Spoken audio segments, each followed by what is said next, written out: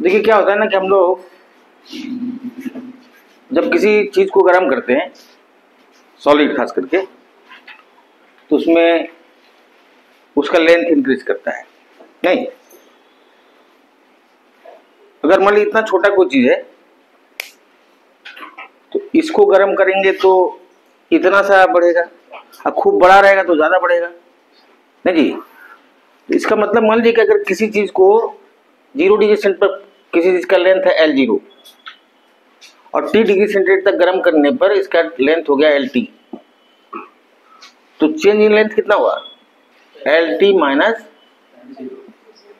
तभी हम आपको बताए कि बढ़ेगा कितना, तो change in length is directly proportional to original length. नहीं, वाला चीज तो ये हो गया clear. L0 is directly proportional to LT minus L0। अब मान लीजिए किसी चीज को हम लोग बहुत देर तक खूब ज्यादा हीट दिए या बहुत ज्यादा टेम्परेचर का बढ़ा दिए, तो ज्यादा ना मतलब लंबाई में वृद्धि होगी। तो इसका मतलब ये हुआ कि increase in length is directly proportional to increase in temperature. नहीं जी, तो टेम्परेचर तो हम लोग, तो इसका मतलब ये हुआ, एक minute, LT minus L0 is directly proportional to L0 और LT minus L0 is directly proportional to T। जितना हम लोग उसका टेम्परेचर बढ़ाएंगे, टेम्परेचर ज्यादा बढ़ाएंगे तो ज्यादा इंक्रीज होगा लेंथ, टेम्परेचर कम बढ़ाएंगे तो कम इंक्रीज होगा लेंथ। ये नहीं होता है।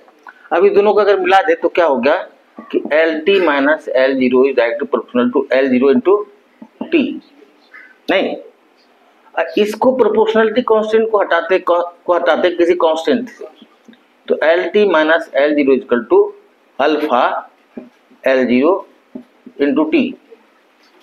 जहां अल्फा क्या होता है, यह है कोफिशिएंट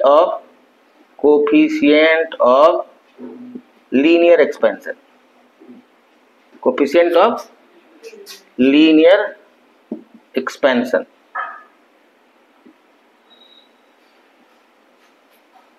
ठीक है, हिंदी में इसको कहते हैं रेखी प्रसार गुणांक, रेखी प्रसार गुणांक।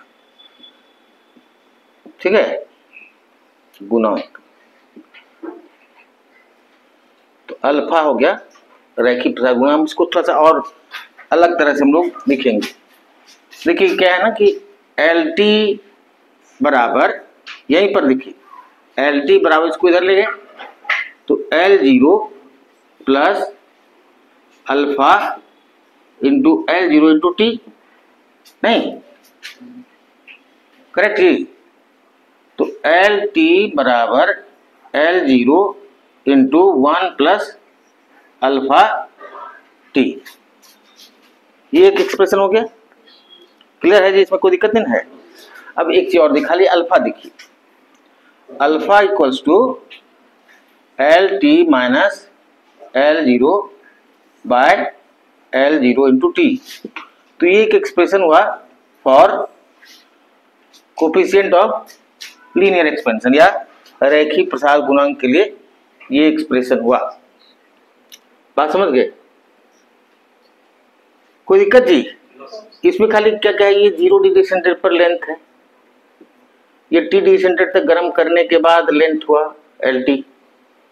ठीक है, और LT माइनस L0 जो हुआ वो इंक्रीज इन लेंथ हुआ। क्लियर?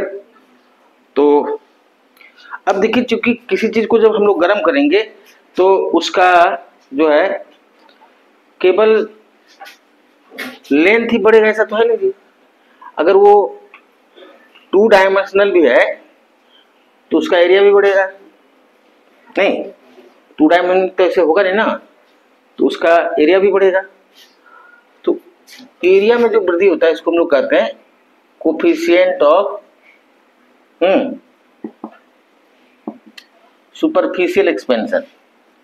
सुपरफिशियल एक्सपेंशन क्या जी कहेंगे? Superficial expansion. बात समझे? तो अभी हम लोग क्या पढ़े, अल्फा बराबर क्या लिखे आपको बताइए, LT minus L0 bye L0t। तो उसी तरह से coefficient of superficial expansion beta equals to AT minus A0 by A0 into T. तो ये हो गया coefficient of superficial expansion.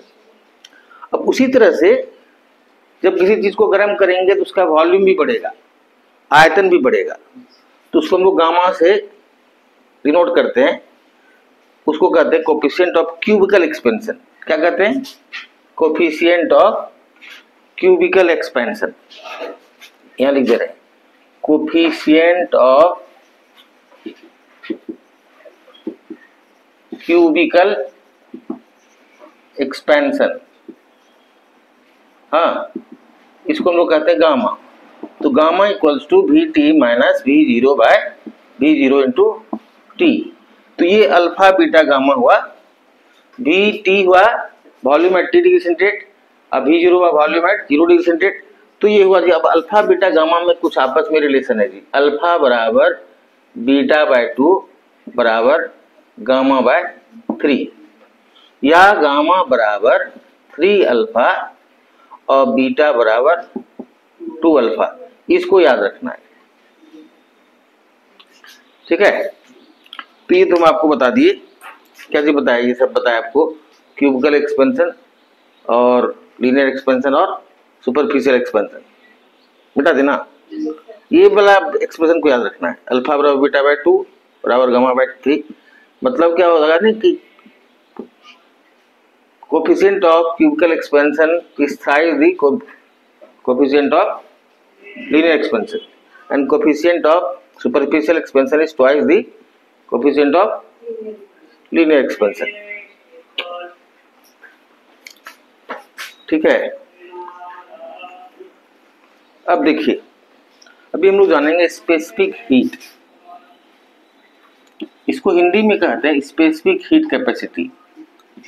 Specific heat capacity Hindi में इसको कहते हैं विशिष्ट ऊष्मा। देखिए, विशिष्ट ऊष्मा क्या होता है? किसी भी पदार्थ के यूनिट मास, इकाई द्रव्यमान का टेम्परेचर 1 डिग्री सेंटीग्रेड बढ़ाने में जितनी ऊष्मा खर्चा होती है, the amount of heat required to raise the temperature of unit mass of any substance by 1 degree centigrade. ठीक है, तो उसको हम लोग कहते हैं स्पेसिफिक हीट कैपेसिटी। अब इसके लिए एक्सप्रेशन होता है जी Q equals to M S T या थीटा। ये M क्या है, Q क्या है? तो Q इक्वल्स टू क्वांटिटी ऑफ या हीट, मतलब अमाउंट ऑफ हीट। S क्या है? Specific heat capacity.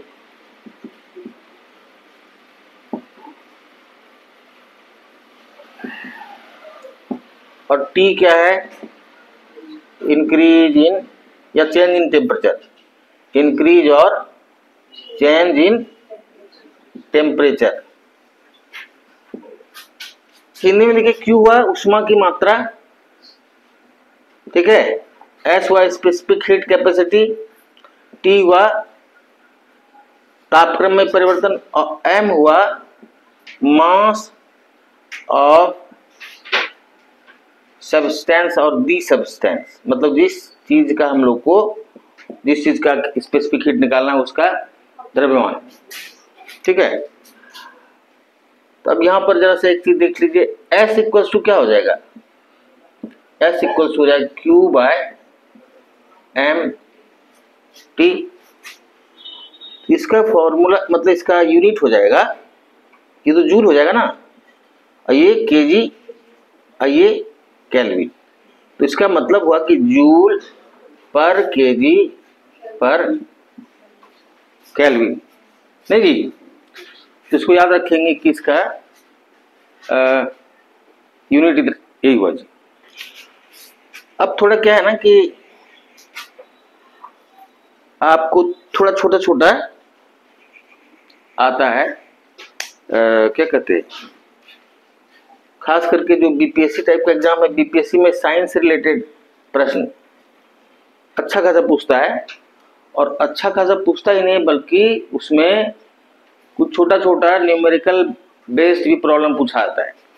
ठीक है, तो थोड़ा सा आपको बता दें कि आपको मान लीजिए ऐसा आया, सब चीज का दिया रहेगा डाटा कि मान लीजिए कहा कि 50 ग्राम बर्फ आइस जो -40 डिग्री सेंटीग्रेड पर है,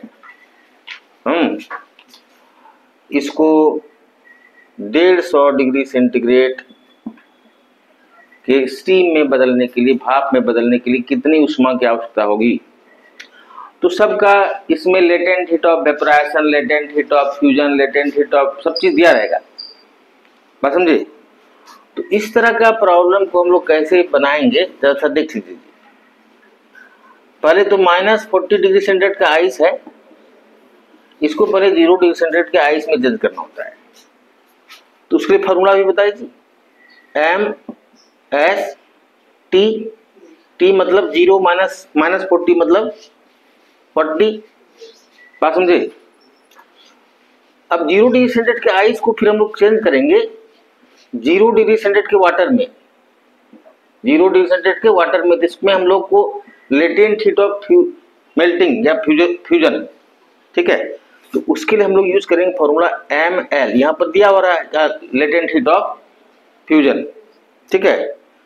अब फिर 0 डिग्री सेंटीग्रेड के वाटर को हम लोग 100 डिग्री सेंटीग्रेड के वाटर में चेंज करेंगे, तो ये हो जाएगा फिर MS 100 - 0 तो 100, फिर 100 डिग्री सेंटीग्रेड के वाटर को 100 डिग्री सेंटीग्रेड के वेपर में बदलेंगे, तो वहां पर लेटेंट हीट ऑफ वेपोराइजेशन दिया रहेगा, तो हम लोग का हो जाएगा ML। और फिर 100 डिग्री सेंटीग्रेड के वाटर वेपर को 150 डिग्री सेंटीग्रेड के वाटर वेपर में चेंज करना है। तो यहाँ पर तो एक ही स्टेट हुआ जब भी, तो MS और 150 - 100, बात समझ गए। तो इस तरह से हम लोग ऐसा अगर कोई प्रॉब्लम आ जाएगा तो उसको बनाएंगे। अब देखिए क्या है ना कि आप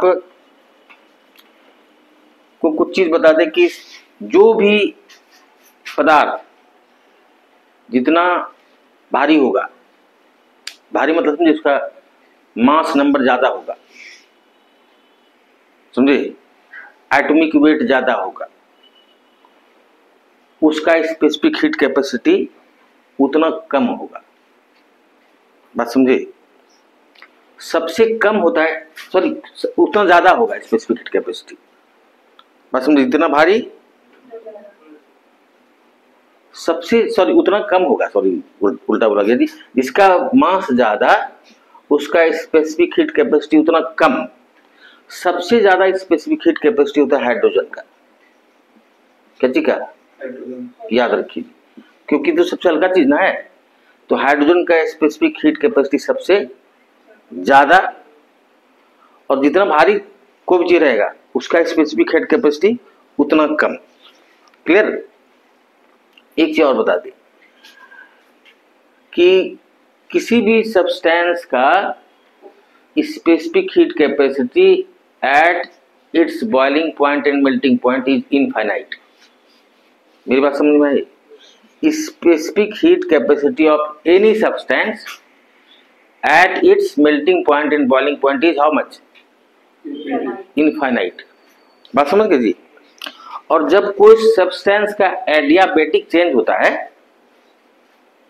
when a substance undergoes adiabatic change, तो उसका स्पेसिफिक हीट कैपेसिटी होता है 0। याद रहेगा। क्या चीज बताया, पहला चीज बताया कि मेल्टिंग पॉइंट और बॉइलिंग पॉइंट पर किसी भी सब्सटेंस का स्पेसिफिक हीट कैपेसिटी क्या होता है, अनंत होता है। और अगर वो उसमें कोई सब्सटेंस का एडियाबेटिक चेंज हो रहा है तो उसका स्पेसिफिक हीट कैपेसिटी 0। और स्पेसिफिक हीट कैपेसिटी कभी कभी निगेटिव भी होता है, याद रखिए। स्पेसिफिक हीट कभी कभी कैपेसिटी नेगेटिव भी होता है। क्यों? क्योंकि इसका मतलब हुआ कि उसमें हीट देना नहीं है, उससे हीट लेना पड़ेगा। जैसे सैचुरेटेड वाटर वेपर है, याद रखिएगा जी, सैचुरेटेड वाटर वेपर का specific heat capacity, water vapour का स्पेसिफिक हीट कैपेसिटी क्या होगा? निगेटिव होगा। समझे हैं? उससे हीट लेना पड़ेगा, बात समझ गए? क्योंकि उसमें ढेर सारा हीट है, तब ना वो फिर मान लीजिए कुछ पानी बदलेगा, कुछ करेगा, हीट लेंगे तब ना जी, मतलब हीट रिलीज, वो तो सैचुरेटेड है। तो आप समझ गए जी कि ये निगेटिव होगा इस सैचुरेटेड वाटर वेपर का क्या बोली, स्पेसिफिक हीट कैपेसिटी। समझ गए? तो स्पेसिफिक हीट कैपेसिटी के बारे में इतना ही है, ठीक है। अब इसके बाद एक चीज होता है, इसको हम लोग कहते हैं थर्मल कैपेसिटी। थर्मल कैपेसिटी क्या होता है जी? थर्मल कैपेसिटी देखिए, दोनों में अंतर क्या है कि स्पेसिफिक हीट कैपेसिटी किसी चीज का यूनिट मास का, कोई सब्सटेंस होगा उसका यूनिट मास का टेम्परेचर 1 डिग्री सेंटीग्रेड रेज करने के लिए जितना हीट रिक्वायर्ड है उसको हम लोग कहते हैं स्पेसिफिक हीट कैपेसिटी। इसमें यूनिट मास नहीं, इसमें कोई भी मास, किसी चीज का कोई भी मास है, पूरा बॉडी, जैसे मान लीजिए कोई इतना बड़ा बॉडी है, उसका पूरा का टेम्परेचर 1 डिग्री सेंटीग्रेड बढ़ाने में जितना उसमें खर्च होगा उसको कहेंगे हम लोग थर्मल कैपेसिटी। ना समझे? तो थर्मल कैपेसिटी का हो जाएगा unit joule per kelvin. Clear? अब एक चीज और समझिए, वाटर इक्विवेलेंट क्या होता है? वाटर इक्विवेलेंट, अब ये क्या होता है इसको समझिए। मान लीजिए किसी चीज का इतना मास का सब्सटेंस का टेम्परेचर 1 डिग्री सेंटीग्रेड खर्च करने बढ़ाने में हम लोग को 500 जूल हीट लगा, उतना ही हीट से कितना वाटर का टेम्परेचर 1 डिग्री सेंटीग्रेड बढ़ जाएगा, उसको हम लोग कहेंगे, क्या कहेंगे? Water equivalent. बात समझ में आई कि किसी मास का इतना बड़ा मास है कोई, उसका टेम्परेचर बढ़ाने में 1 डिग्री सेंटीग्रेड हम लोग को 500 जूल एनर्जी लगा या हीट लगा, तो उतना ही हीट से जितना वाटर का टेम्परेचर 1 डिग्री सेंटीग्रेड बढ़ जाएगा उसको हम लोग क्या कहेंगे? Water equivalent. तो वाटर इक्विवेलेंट का भी यही होगा, क्या कहते हैं, unit joule per kelvin. Clear जी?